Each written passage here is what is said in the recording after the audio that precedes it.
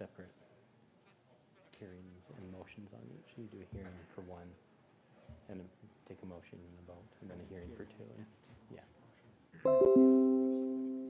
Although people, if they want to comment, will comment the first time that it's available.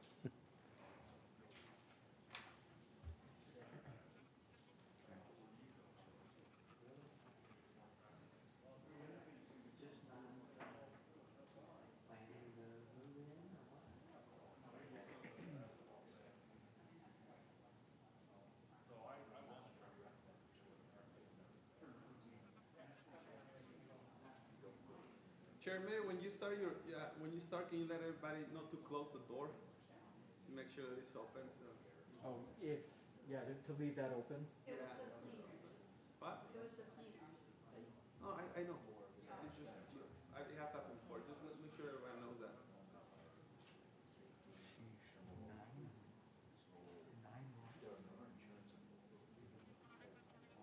I know, it's a lot. I think you're gonna get some. Because you know where that is? Yeah. I mean, it's pretty consistent with what's going on around it, but it's still gonna cause it.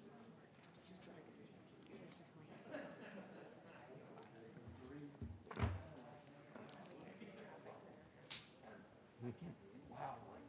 So, yeah, that's gonna be interesting. Is it gonna be I'm just curious if it's just gonna be that lot or is it gonna be that behind it?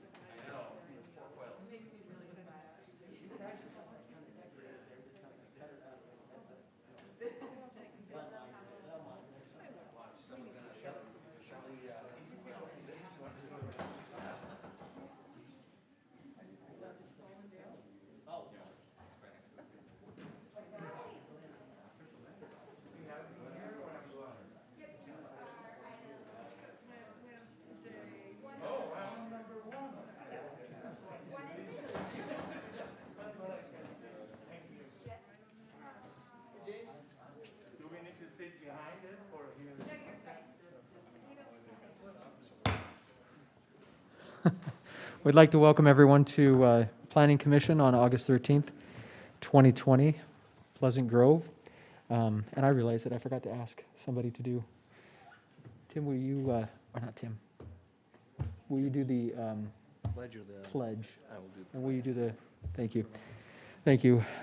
So we will have Commissioner Martineau give us conduct the Pledge of Allegiance, and then Commissioner Phillips will give us the opening remarks. Would you all please repeat the Pledge of Allegiance with me? I pledge allegiance to the flag of the United States of America and to the republic for which it stands, one nation, under God, indivisible, with liberty and justice for all.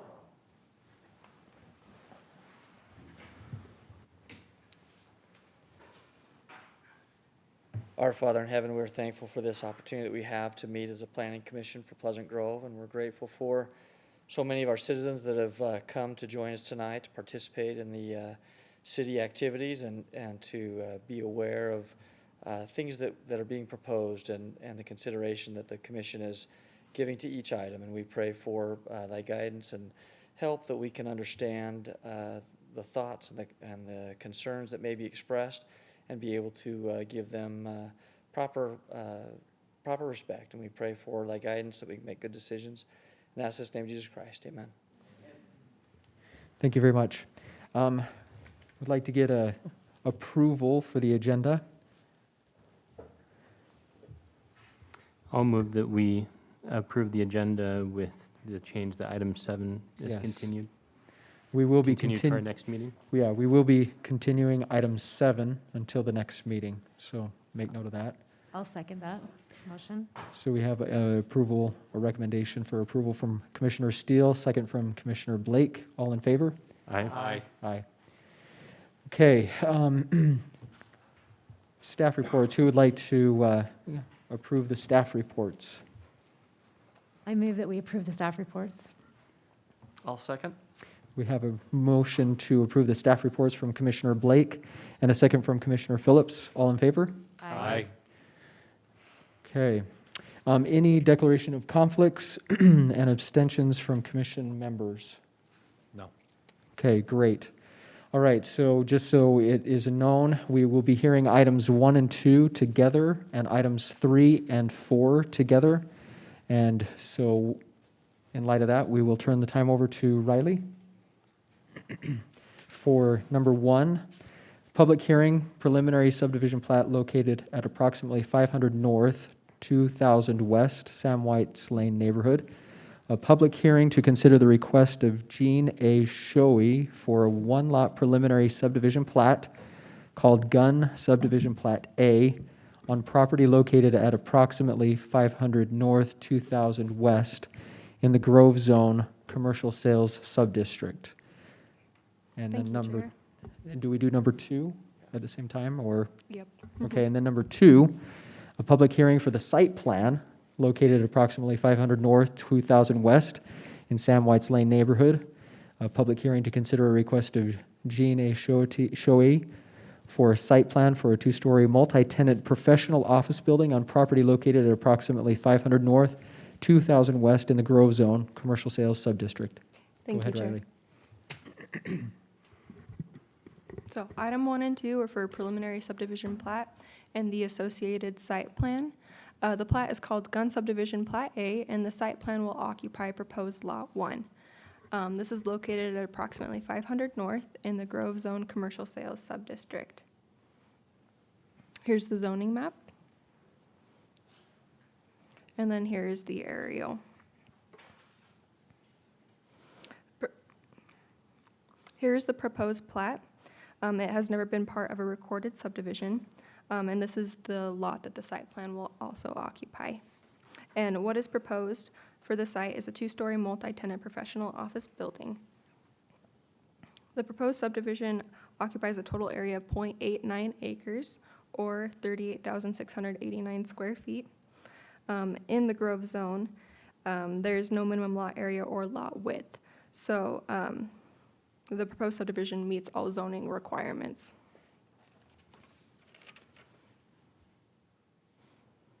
Here's the proposed site plan.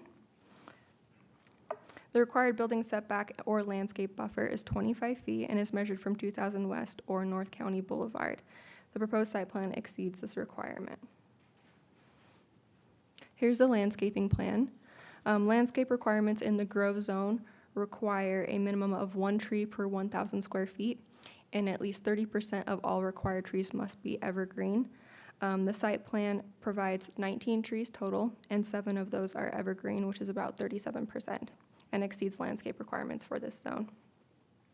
The site plan was reviewed by the Design Review Board, which found that the site and the building met requirements for urban design as well as building materials and design. Going back to the site plan, the proposed use for the building is a professional office.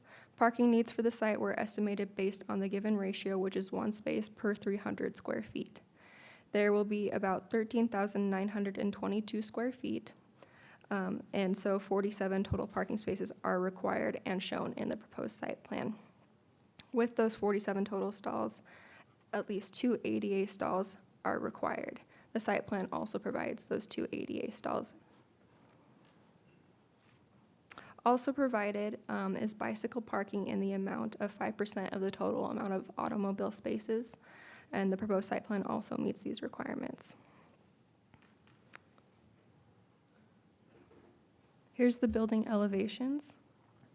Here's in kind of in color, and then black and white, and then the building renderings.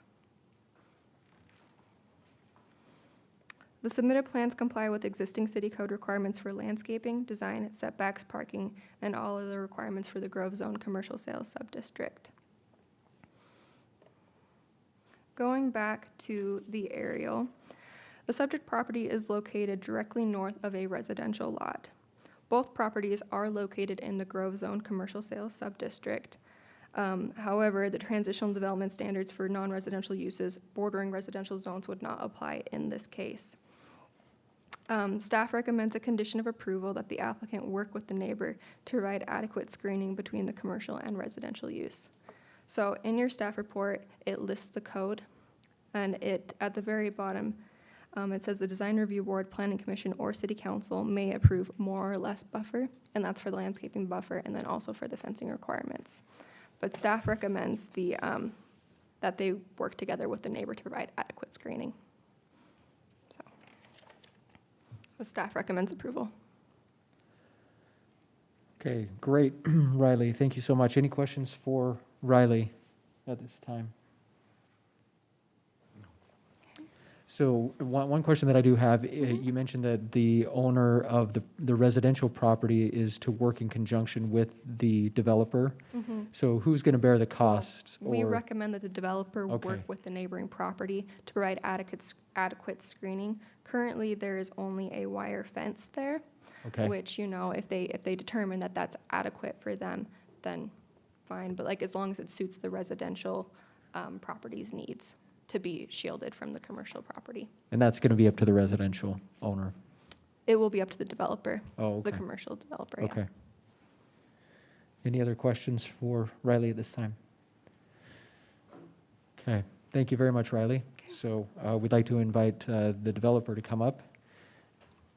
If you have any additional information or comments, please state your name and feel free to share. My name is John Shohi. I'm the developer, and we will, as your question regarding the fence line, as part of our planning is we're going to remove that, it's not really a fence, it's a wire fence. So we're going to get rid of that and put something, adequate to the building and to the neighbor. So we've been talking to him. So there are a couple other little things. We're working with the bank, get a signature as far as maintaining the sewer lines and so on and so forth, but they reviewing the documents at this point. But they're all in agreement. We met with them. I don't know if you have any other question for me. John, have you spoken to the resident that lives south? Yes. And what were they asking to? They're not having any problem because right now it's just, almost like a swampland. So there's no maintenance. The weeds are higher than my heights, and they love to see something, clean and maintained. And I think that eventually will add to the value of their property as well.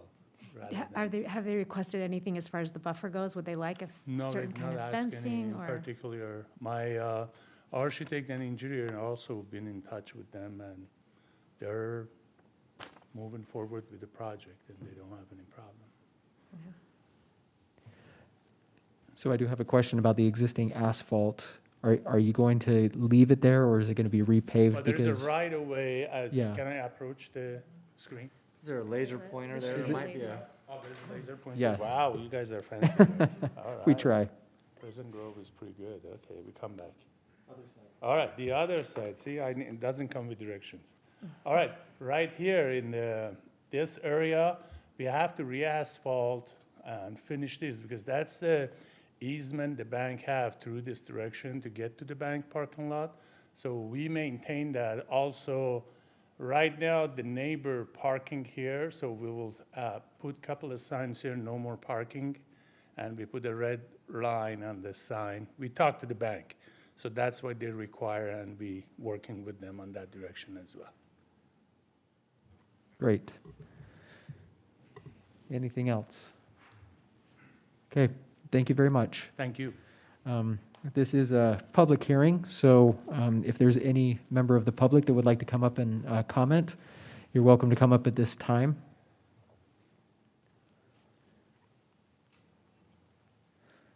Not everyone at once. Do we have anything online today? Riley, do we have, or Carrie, do we have anyone online that we need to worry about today? Okay, thank you very much. Well, we're going to close the public hearing, bring it back up to the commissioners. Anything? I just have a concern about leaving it up to the developer and the resident to work it out. You know, I don't know if there's anything that we can do to, does that sound, does anyone else concerned that that may not work out? Or you think that that's, I think to the developer's point, the current situation is way worse. I mean, it's a, Anything? use the term swamp, it's horse pasture, uncared for at all, and it sounds like they're grateful to have something there, and it sounds like the developer is not looking to do something that would be poor, but I also don't think that's for the city to legislate. It's almost like anything is better than what's there now. okay. And if somebody else is going to, take the cost. It will be included as a condition. Yeah. Yeah, they need to work it out together, so I guess if there were a major issue, they'd have to raise that through some process. I guess I don't know what that is, but. Yeah.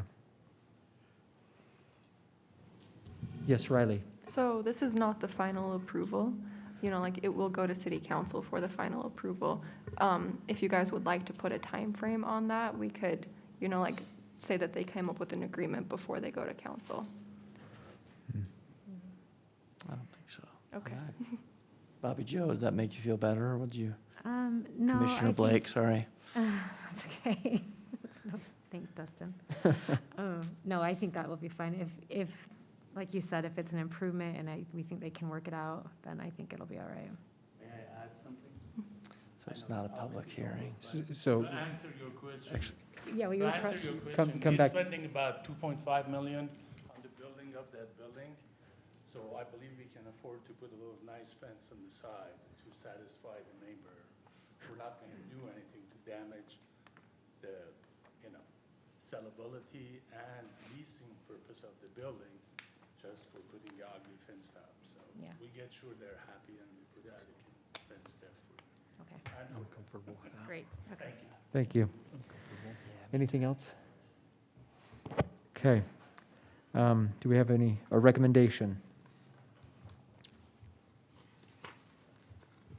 I'll make a motion. I move the Planning Commission forward a recommendation of approval for the request of Jean A. Shawi for the subdivision plat called Gun Subdivision Plat A on property at approximately 500 North, 2000 West, North County Boulevard in the Grove Zone Commercial Sales Subdistrict, adopting the exhibits, conditions, and findings of the staff report with the condition that all final planning and fire department requirements are met. And I second that. I would put the other Yes. with the second motion. That's with Yeah. the site plan. So we have a motion by Commissioner Steele with a second by Commissioner Martineau. All in favor? Aye. Okay. And on item 2, I'd like to take a motion. Sorry. I move the Planning Commission forward a recommendation of approval for the John A., sorry, I'm saying this right, Shoei, of the proposed site plan on property at approximately 500 North, 2000 West, North County Boulevard, in the Grove Zone Commercial Sales Subdistrict, and adopting the exhibits, conditions, and findings of the staff report, and is modified by the condition that all final planning, engineering, and fire department requirements are met, and that the developer will work with the resident to ensure that that he or she is satisfied with the buffer that exists on the south part of the property. We have a motion by Commissioner Blake, I'll second. a second by Commissioner Phillips. All in favor? Aye. Okay, motion is approved. So thank you very much. Okay. All right. For item number 3, the applicant, let's see, preliminary, public hearing for preliminary subdivision plat located at approximately 395 West Sam White Lane. Public hearing to consider the request of Paul Washburn, Washburn Associates for a 2-lot preliminary subdivision plat called Sam White Park Plat C on property located at approximately 395 West Sam White Lane in the MD Manufacturing Distribution Zone. And then item number 4, site plan, public hearing for site plan located at approximately 395 West Sam White Lane. And the public hearing is to consider a request of Paul Washburn, Washburn Associates, for a site plan for a 2-story multi-tenant office and warehouse building on property located at approximately 395 West Sam White Lane in the MD Manufacturing Distribution Zone. Go, Thank you. Riley. Okay, so the application is for a preliminary subdivision plat and a site plan. The plat is called Sam White Park Plat C, and the site plan will actually occupy proposed Lot 8 instead of Lot 2. So that's a mistake here on the PowerPoint, and I think that's also a mistake at the very top of your staff report. I think Okay. it says Lot 2 instead of Lot 8. So it will be located at approximately 395 West Sam White Lane in the MD Manufacturing Distribution Zone. Here's the zoning map. And then here's the aerial. The applicant is requesting approval of a 2-lot plat. The proposed subdivision requires a vacation of Lot 4 of the existing subdivision, Sam White Park Subdivision Plat B. Here's that existing subdivision. Lot 4 will be vacated, which will become Lot 7 and part of Lot 8 of the new subdivision, Sam White Park Plat C. Here's the proposed subdivision showing proposed Lot 7 and proposed Lot 8. The proposed site plan for a 2-story multi-tenant office and warehouse building will occupy proposed Lot 8. The proposed subdivision meets the minimum requirements for lots in the MD zone, which is a minimum area of 1 acre, minimum frontage of 40 feet, and the average width requirement is 100 feet. Therefore, the proposed subdivision meets all zoning requirements as found in city code. Here's the proposed site plan. The total area of the building is approximately 24,800 square feet. And will include a mix of warehouse and office space. The required building setback is 25 feet and is measured from Sam White Lane or 700 South. There is no required side or rear setback in this zone. Landscaping requirements, well, here's the landscaping plan. Within the MD zone require a mix of landscape elements within the front yard and throughout the parking lot. Since the parking lot will be mostly paved, there are minimal landscape elements found there. So the majority of the landscape plan will be found here along 700 South and within that landscape buffer.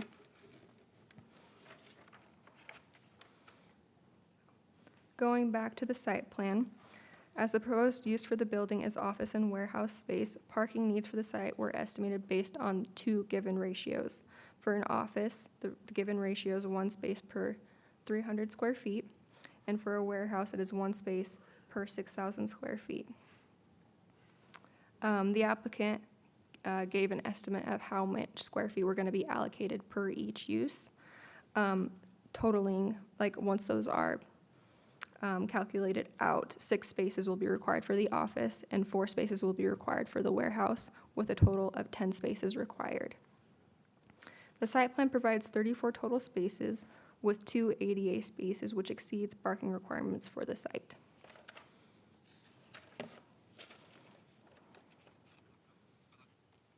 Here's the building elevations. Staff has determined that the submitted plans comply with existing city code requirements for landscaping design setbacks parking and all other requirements for the MD manufacturing distribution zone, and recommend approval. All right, thank you very much, Riley. Any questions from commissioners?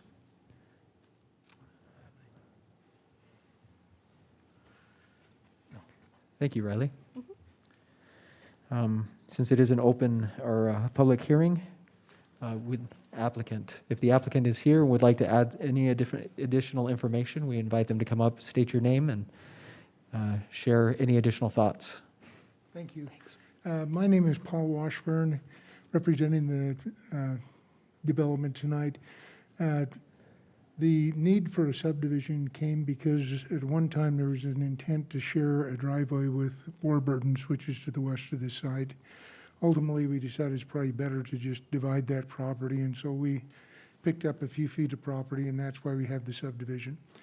The only other comment I want to make is the building has a 20-foot ceiling height, and I guess that's probably why we're saying two-story, but it's not intended to be a two-story building. It's going to be occupied on the ground floor, and the additional height is to allow storage warehousing that we're building the building for.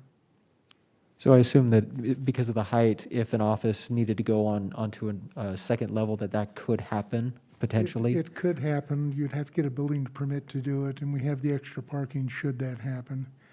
The building is going to be fire sprinkled all the way through.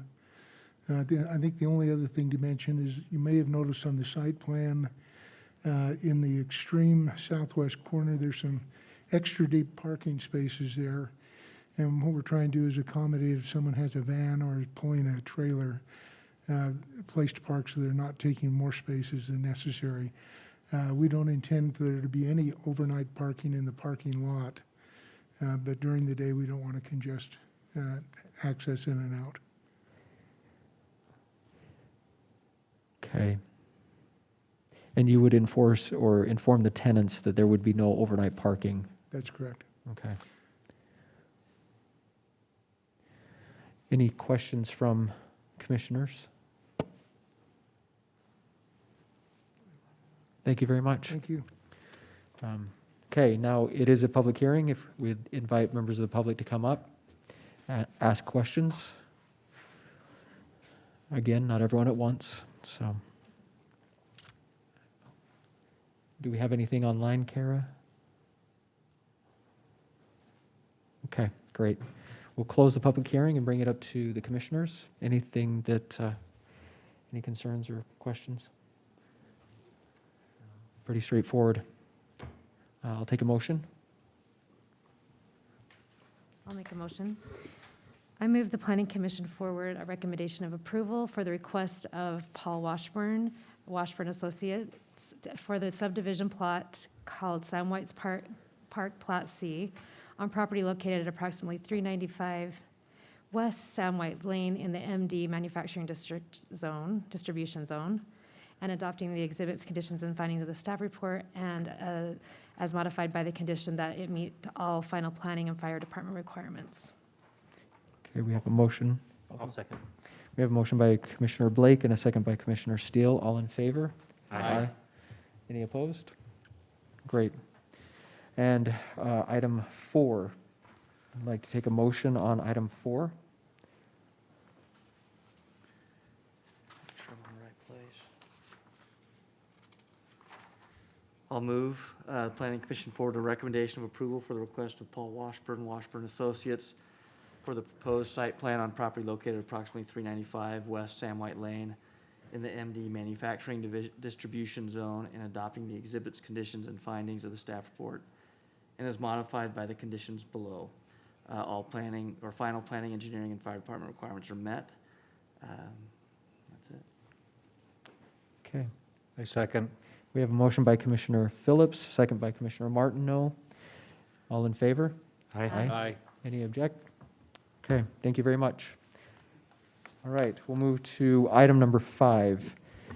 Item number 5, public hearing for a rezone located at approximately 920 West, 1100 North in the Northfield neighborhood. A public hearing to consider the request of James A. Hancock to apply the R18 single-family residential zone to approximately 2.98 acres on property currently zoned RR Rural Residential Zone and R110 Single Family Residential Zone, located at approximately 920 West, 1100 North. Daniel?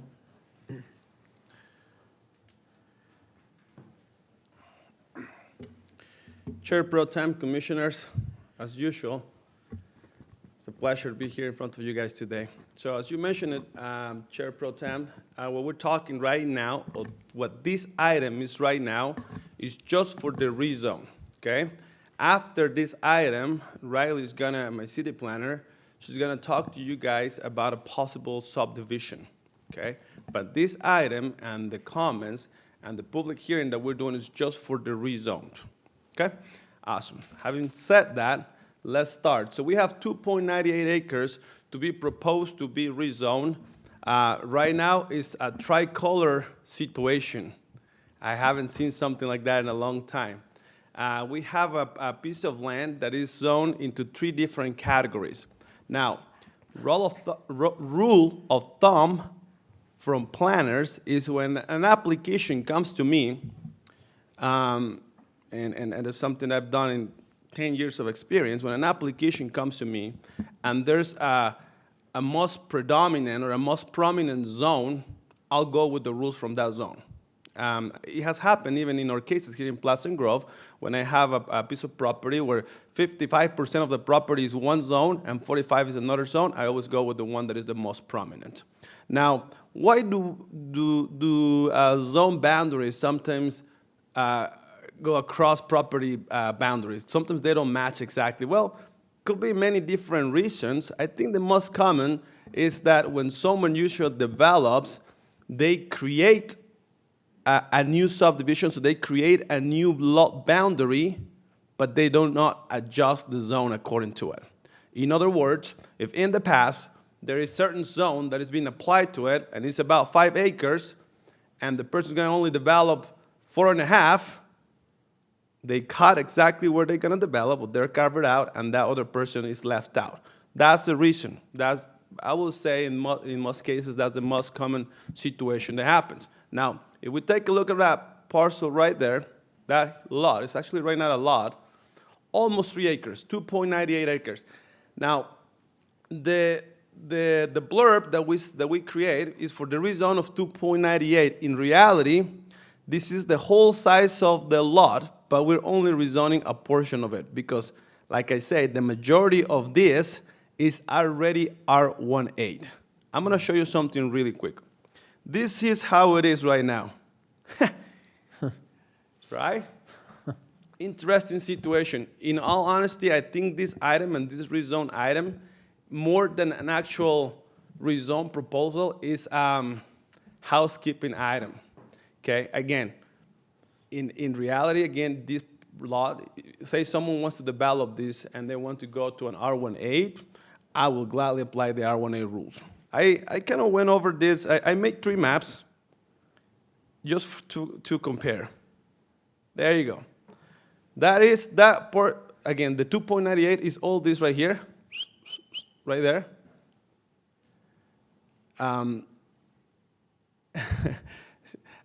As a side note, and I'm going to come back to this, someone was making fun of the way I whistle. They say I whistle really high pitch, and so now I'm going, and I remember that I shouldn't whistle here. But out of the 2.98, 1.31 is already R18. If we take a look around in the zone, everything around here, well, to the south and to the east is R18. These lots are R18 lots. Okay? So this portion is already an R18, 1.31 acres. This, the rural residential, or what gives you animal rights, is 0.72, and we still have a portion of an R110 that is 0.84 of an acre. So again, the most prominent or the predominant zone in here is an R18. So it's the proposal that we consolidate all this into an R18, and we apply the rules of a single-family residential rules in the zone, in that lot. Okay? That's what I have, commissioners. I'm you guys have any questions, I'll be glad to answer some of them. The question that I have is, even though there's the R18 that surrounds it, was there pressure from the developer to do one R18 versus R110? Or was it just made sense to have it be R18? That's a great question, Commissioner. You're not Commissioner today, Chair Pro Tem. Chair Pro Tem. It's a fantastic question. COVID happened this year, and we didn't have a chance to work in our general plan. If we take a look at this, once we work in our general plan, all this zone, and I'm going to zoom out a little bit, all this zone should be medium density. Okay, until about 1800. Now, Riley's going to talk a little bit more about the subdivision. Oh, I didn't want to do that, but he's gone. She's going to talk. I'm going to close this. Okay, so as we can see, and that's a better view, the most prominent one that we have, even all the way to 1800, is R18. All this is R18, 8,000 square feet lots. We do have some R&R for the people that still want to keep their animal rights. The R110 usually is this portion right here, and then we have a chunk to the east of our city. Now, just for consistency, I will go with R18, just to match what we already have right here. However, and Riley's going to talk a little bit more about a subdivision. I don't want to go into it a lot, but the subdivision that the applicant has proposed, and I was just measuring things right now, matches R18 and matches R110 easily. It's a staff that won't go to an R1A. I think it will be more consistent to our plan and our future general plan. Does that answer your question? Yes, thank Okay. you. Any other questions for Daniel? So Daniel, as far as density goes, you're saying that just the number of units that would be allowed on an R18 as opposed to an R110 on that size of a parcel would be what? Like, what would be the difference? 2,000 square feet per lot, and I think it depends on the configuration. I don't think it even makes one more lot or anything like that. Again, based on the configuration. So could still get 9 on the R110? Again, it will be, the difference will be one extra lot, if much. If much. But I think it will be hard to accommodate, because it's not just about square footage, or acreage of a lot. It has to do with lot width, lot frontage, and stuff like that. I think the thing that is more complicated to fit into a subdivision in this case will be the lot width. Again, this item is just for a rezone, so I even from the public, we're just gonna concentrate right now on the rezone, but really quickly, I'm gonna show you something, because I was working on this. I measured the lot width of every single lot. And again, Riley's going to jump into this. This is just to give you guys an example. I don't want to step in. Every single lot is 120. Every single lot is more than 12,000 square feet. Not just 10,000, but more than 12,000. And the minimum lot width will be 90 feet. There's only one lot that is at 80, 88, 87. But when you're on R110, you can do some lot size averaging with the square footage, with the lot width. So this proposed subdivision easily fits in an R1A and easily fits in an R110 as well. However, I'm not talking about the subdivision. Let me scrap that out. Let's go back to the other one. Let's focus on the rezone, and that's what we have. Thank you. Any other questions for Daniel? Okay, thank you very much. My pleasure, Chair. Pro Tem. Do we have the developer here to add any information to the rezone? I'm James Hancock. The reason why we actually asked for R18 was that 3 of those lots are corner lots, and they have some good width, but we have that 25-foot setback on both sides on that front of the lot. So we ran into some, on the one that's 87, 88 feet wide, and then I think on 2 of the other corner lots, we ran into some issues where you've got, on the R110, it's a 90-foot frontage, and an R18, it's an 85-foot frontage. So on 2 of the lots, we were at like 88 or 89. And there is not a way to get another lot in there. 9 lots is all that we're going to get. there's no way to lay it out any other way to get any more than what it is, and they're all between 12 and 13,000 square foot lots. So they're larger lots that'll match a lot of what's a little bit further north than what we are. But that's the reason for the asking for the R18. Great. Any questions on the rezone? Okay, thank you very much. All right, this is a public hearing. We'd like to invite anyone from the public to come up and introduce yourself by name and ask or make your comment on the rezone.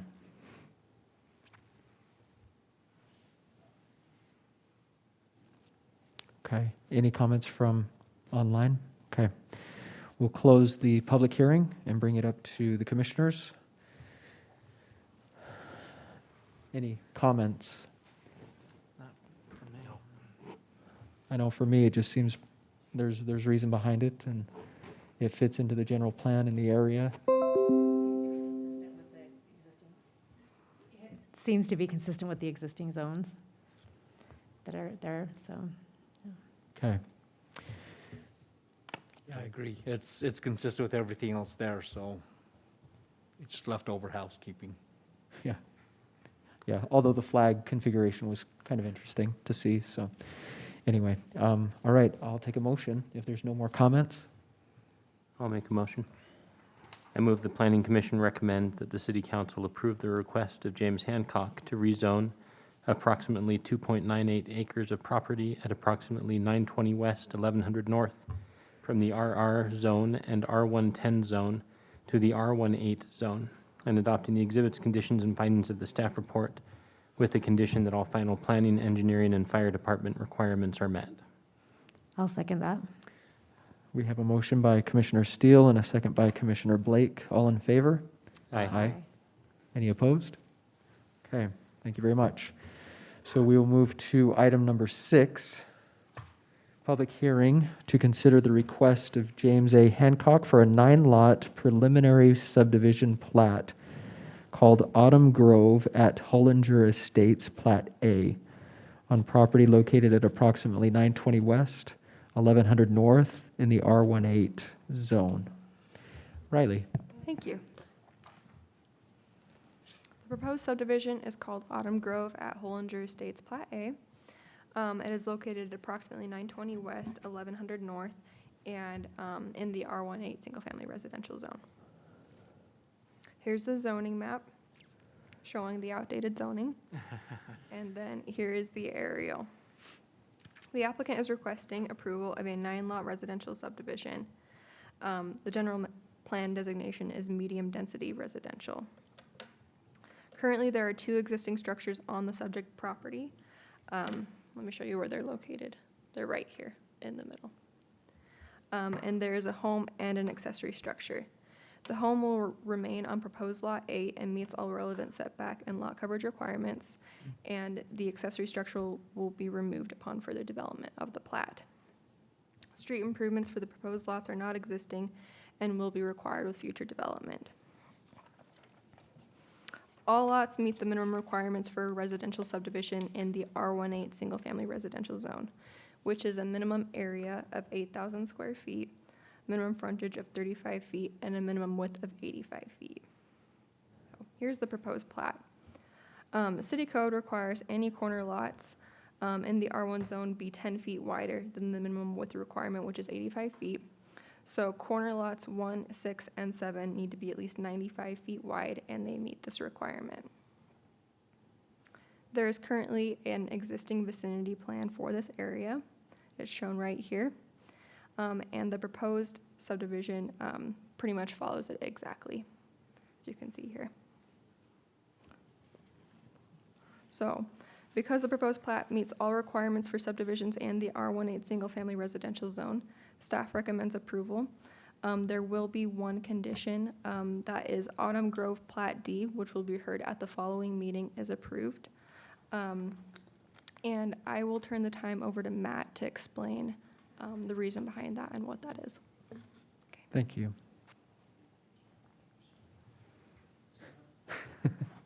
We welcome to you to the podium, Matt. State your name, too. Here's the aerial if you need to Yeah, switch I'll to need it, the aerial. and then there's the plat. Okay. All right, so I'm Matt Redmond, staff engineer with the city. As far as the Autumn Grove Plat D, it's going to be a new one-lot plat, like Riley said, that you'll see at the next planning commission. And it's actually, you can see this little piece right here. That's actually a piece of it. That is not a right-of-way yet, and that's the reason for the plat. So without going into, I guess, all the detailed history of all of the plats that have been recorded in the past. So right here, this property, just west of the development in question today, owned by Ron Christensen. It has gone through various plats over the last few years, and this piece right here is owned in his lot. And the reason for that is at one time, the road was going to go through here and make a connection, right? The road now is going to go through here, but this piece was always reserved to be right-of-way. Now, he wasn't required to put in roadway improvements on this piece at the time that he developed his most recent plat here. And the reason being is that the city didn't feel like, I wasn't staff at the time, this has been quite a few years back, but the city at the time didn't feel that it made sense to do just a small piece. You don't want to do just 28 feet of utilities, 28 feet of asphalt, right? You want to do that all at once with the development of the road. So whether that road went through here or whether that road connected through to 1100 North, they said, we'll make a development agreement with the city that upon future development of this property, when the road is needed, then this developer will be required, or sorry, this homeowner will be required to dedicate that piece of road with a plat, and then those improvements will be installed so that it all happens at the same time.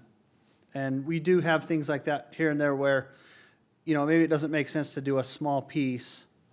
And so there was bonding money that is on file with the city that will be used for the development of that. And the city engineer's determination and other executive staff was that it makes most sense to have this piece finished with the development of the overall property.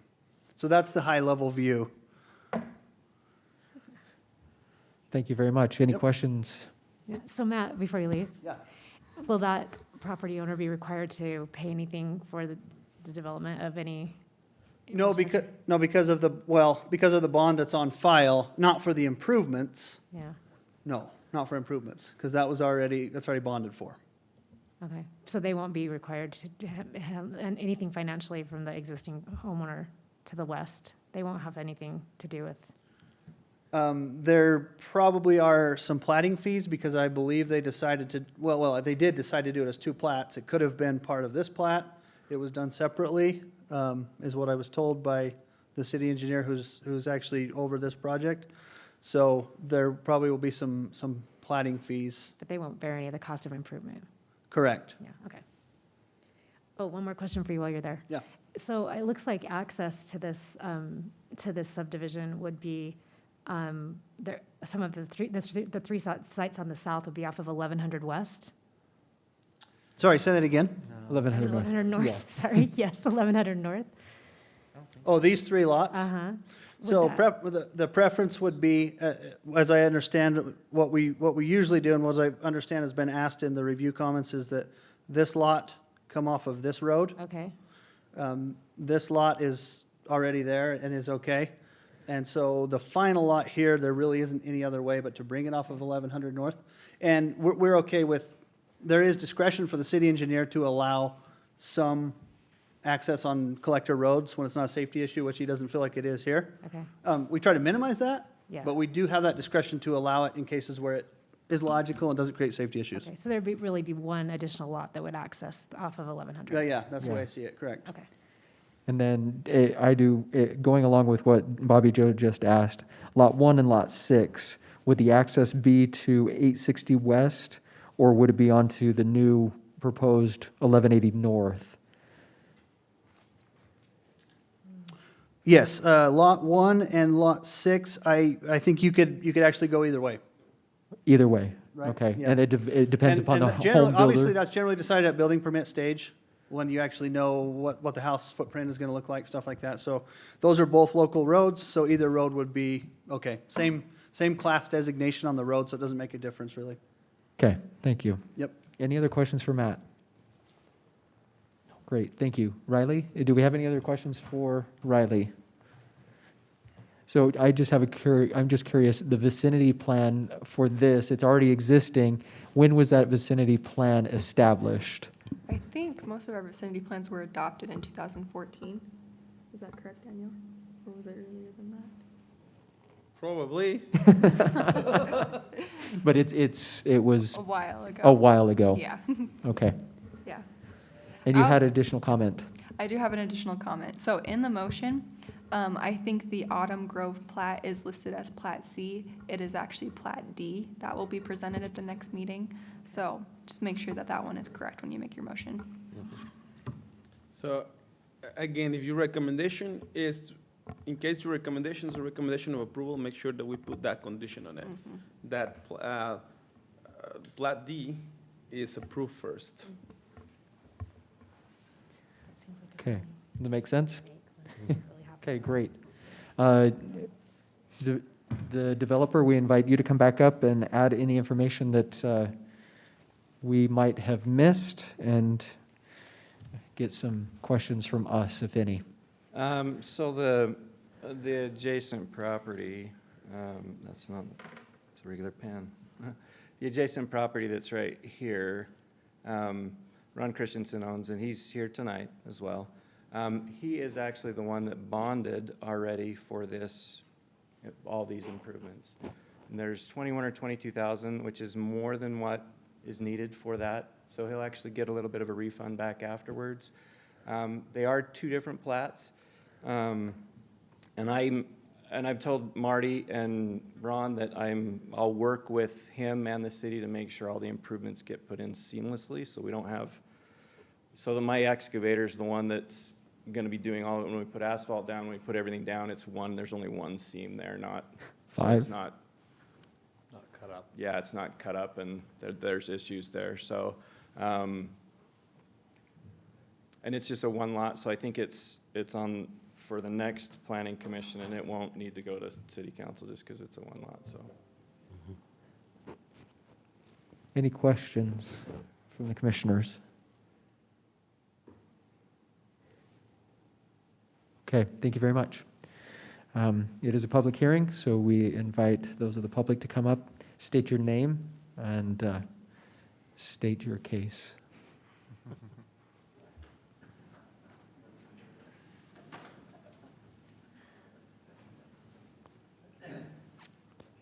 How you doing? My name's Ron Christensen. I do own that Lot D, I guess you'd call it. I don't know how do you work this thing, but here we go. Right there, maybe. Okay. I'd like to clarify a couple things. So when I built my house 3 years ago, I went round and round with the city on this lot right here. I've got paperwork saying I could have bond. Now, we did finally agree on the bond, but I just want to be clarified. The city was going to make me improve this before I even built my home. So at the time, it put my house in the wintertime. Now I have some cement problems, but I just want to be clear, it wasn't me that, I proposed only have the one seam. At the time, Dagan, I can't remember his last name, but Dagan wanted me to go ahead and finish this, so we would have had two seams. We'd have had a seam here for the sewer and water, and also one here. So anyway, I'm totally in agreement with the lot. I don't have any problem with donating that to the city, taking that out of my bond. I don't want to have any more fees. Now, according to the paperwork I do have, there'll be no payments, or I can't remember how it's worded, but legalese stuff in there. I don't have any problem paying the $150 for the rezone or the whatever it's called, the redevelopment, or taking that out of my The lot. plat fee? The plat fee, yeah. I think I probably should have done this little area right here as a separate deed when I did build the house, and I think we would have had a whole lot less problems. But anyway. So, but again, I don't have any problem paying my development fee for that, and I'll work that out with James. I think we're pretty much in agreement on what needs to be done, and I don't have any problem with this, so. Okay, thank you very much. Any questions, comments? Thank you. Okay, thanks. Thank you.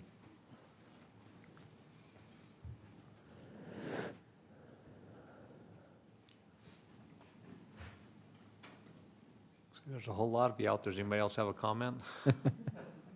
Any other comments? Welcome.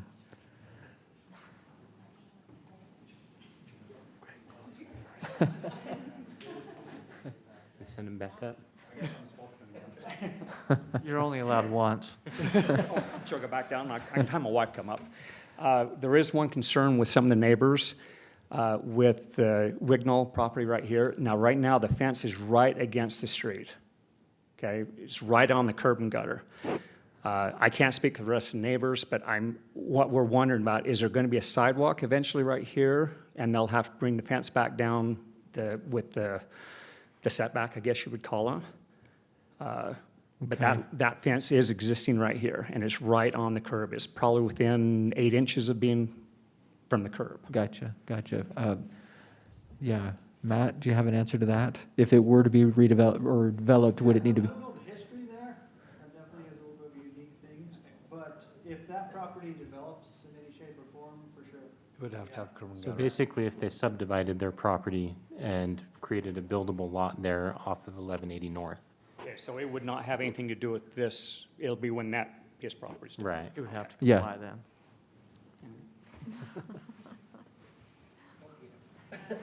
He already spoke for you. He didn't finish. Anyway, State your name, please. for the record. Nicole. Okay. Yeah, so on that lot, so where his lot came from was part of Wignall's. So theirs went up here, so I just don't know how it got, because we have like a sidewalk to nowhere. It goes right directly into a 6-foot fence. Awesome. So if that does get developed over here, then we have to just go out in the middle of the road to go around over to here. So, and it wasn't that long ago, and it was the same developer that did this. So I'm just kind of curious if, like, I don't know how the, what would you call it? Yeah. The requirements are. Ordinances or yeah. requirements Yeah. for that have been I'll- Unfortunately, done. there's nothing we can do about that at this time, based on the fact that that property isn't being redeveloped or anything. But you could, as a neighbor, talk to the developer if they're the same people and see if they could contact the owner and ask if they would be willing to do that at the same time so that it's seamless and connected. And maybe just as a good neighbor, they would be willing to do Good that. faith. Just There- a suggestion. Peter? There are several places in the city that are like this, Oh, where, I know. you know, My kids can't get to school on a sidewalk. yep, mine too. I'm well aware. But the thing is, when someone builds a lot, we require them to build street improvements where their frontage is, and so, in this So case. even when they take a lot and then develop it behind it, you don't require that? I don't think so. That's fine. I do think it would be worth contacting the landowner and while you're developing and see if they're willing to do that all at once so Okay. that it creates a seamless look, and that might be appealing to them as well. Perfect. Just a suggestion. Because the sidewalk, curb and gutter, that is considered frontage, and on the backside, it's not frontage. So that's why that requirement wasn't made at that time. Okay. So, So is there any way that we can maybe get that on a bill so that doesn't keep happening in Pleasant Grove, so that we do have sidewalks to places? That's a council issue that Yeah. we can't control that. All that would be right. great. So how do you do that? Just wondering Um, if I could get pointed the right direction. Well, Daniel, would she talk to you about proposing a change in the ordinance for street improvements, or Street would she? improvements to include the back and sides of a lot, not just the frontage. That- It that's a would be legally difficult to apply something like that, but I mean, Kara, please note his facial expressions in the Yes. minutes. Hopefully you had a you camera on can, him. you can come and talk to me to my office. I'm just across the street. I'm the Director of Community Development. I'm just in the building right there. And we can sit down and talk about a little bit more about this. Sounds And great. the right venues to do, or request a change like that. We recognize the problem because my kids are the same thing. Going to their elementary school, Yeah. they come across that same issue. Yeah, it's very bad in Pleasant Grove. So we know, we're aware of it, so thank you. And just for the record, my face expression is I agree with you. I just think it will be difficult, but I agree with you. I'm ready for difficulty.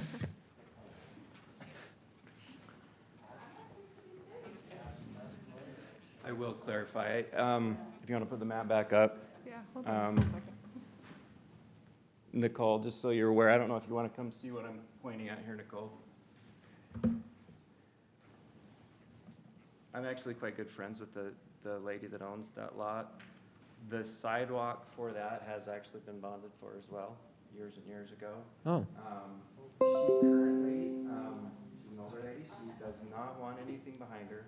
The way that this was, her lot sits here, and there's plenty of room to slice off another behind her garage, her existing garage, and have another building lot here, which I'm sure will happen someday. But while she's alive and living there, she doesn't want a home back there, which is fine. I am happy to visit with her about moving the fence back and putting that sidewalk in. There'll have to be some processes with that as far as her dedicating it, because right now it's part of her property, but that's gonna have to happen regardless. And this isn't being used for really anything at the moment, so. But I'm happy to visit with her and see and let you know, Nicole, where that falls. But the way that happened was Wignall's, I did develop the lot that's right here. I didn't develop this right here, but I did develop the one lot. And then Wignall's kept this piece as one large piece for, it was connected through for property tax purposes, so they didn't have multiple lots and multiple. Later, it was purchased, when a gentleman purchased this, he purchased all of it. So that's how that haul got started. And at that time, when they wanted this bonded for, they wanted the sidewalk bonded for, and the older couple was just not sure what to do or how to do it. They called me and my business partner, and we paid the bonding for her because they just weren't sure what they needed to do, and so we took care. But it is paid. The sidewalk is paid for, and I'm happy to visit with them. I and think let you that would know, be Nicole. a great So, conversation and take, 'cause you I could do- take Nicole with you. I do agree with you that it would be nice to have the sidewalk run And through there's there. maybe, and obviously if you have safety concerns, that would be a good time to address that. It might make that a little more, them a little more willing. thank you for sharing the history. Currently, Daniel. the code does not allow for two frontage lots. These end up being on how everything got developed, you end up with two frontage lots, but that usually never happens. Again, complicated situation, right? But I'm glad that hopefully we can find a solution for it. Yes, thank you very much. Any other comments from the public? Okay, well, we will close the public hearing and bring it up to the commissioners. Any thoughts, comments, or motions?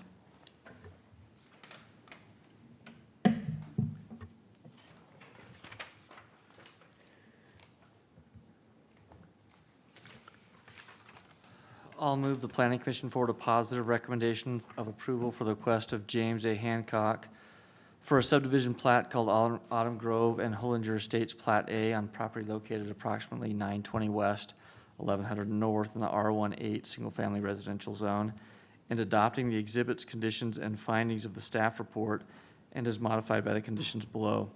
Street improvements will be required upon further development of the property. Autumn Grove Plat D is approved at the following planning commission and prior to final approval, and all final planning, engineering, and fire department requirements are met. We have a motion by Commissioner Phillips, I second. second by Commissioner Martineau. All in favor? Aye. Any opposed? Okay, thank you very much. Since we are continuing item number 7 till next time, I'd like to get a motion to review and approve the minutes from July 23rd, 2020 Planning Commission meeting. I move that we approve the minutes from the July 23rd, 2020 meeting. We have an approval by Commissioner Steele and a second by Commissioner Blake. All in favor? Aye. Okay, and I take a motion to adjourn. We are adjourned.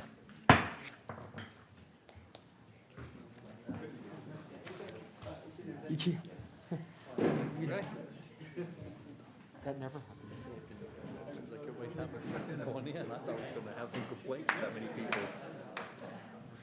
I thought somebody was gonna come up and just say, I don't want the roadway traffic neighborhood, that's what usually you get.